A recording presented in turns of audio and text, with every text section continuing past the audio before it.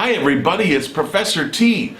This is an IELTS speaking test question that's been on the IELTS in 2017. They do change the subjects and topics from time to time to keep things fresh. So here's one that's been asked recently. Describe an interesting neighbor. And what makes a neighbor interesting? And what kind of neighbor are you to your neighbors? So it's all about how we interact with people who are our neighbors. And here's an example of how you could answer those three questions. I have a neighbor who's from England, so we're from a different country. He speaks the same language as me, but in a very different way. So at first we weren't really good friends because there's some competition between America, my country, and England. But we become friends over time and we share more things. We do like to joke around about the difference in our accents, the difference in sports and politics, but it's lighthearted and fun. As I got to know this guy, I learned that he liked to read, so I gave him some books that I thought would be interesting to him. Plus he has an interesting story since he was a professional soldier and has traveled all over the world, and he did a lot of humanitarian work as well.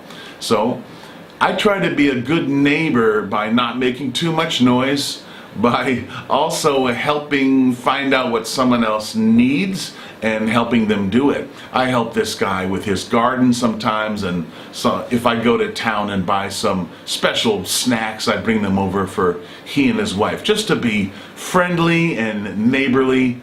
Those kind of things make a good neighbor. So I think I'm a good neighbor because I try hard to be respectful, and I found things that we have in common, and by being conscientious. So that kind of answer covers what is a good neighbor and how you interact with your neighbors. In your hometown, your neighbor might be a family you've known for a long time, or it may be someone new to the neighborhood. You can describe somebody in the neighborhood that's interesting. Maybe there's an older person who has had a lot of experience in some type of business.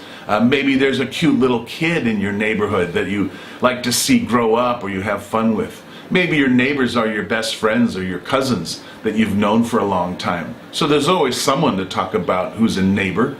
Or maybe you don't really know your neighbors. Some people live in apartment buildings and they don't really know their neighbors because they only see them in the hallway.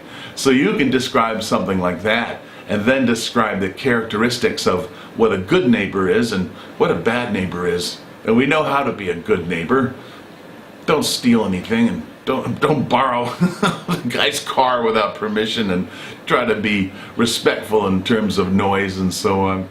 So that's a good answer for the IELTS. The questions are changed from time to time to make it more interesting for the IELTS examiners, and also to prevent people from preparing too much for the IELTS by memorizing an answer.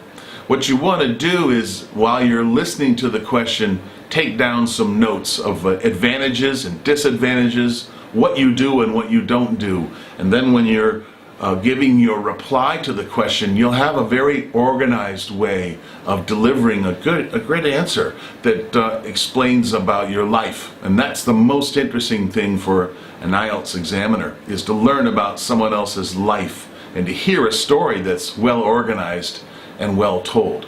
So I wish you good luck, study hard, and tell a great story on the IELTS.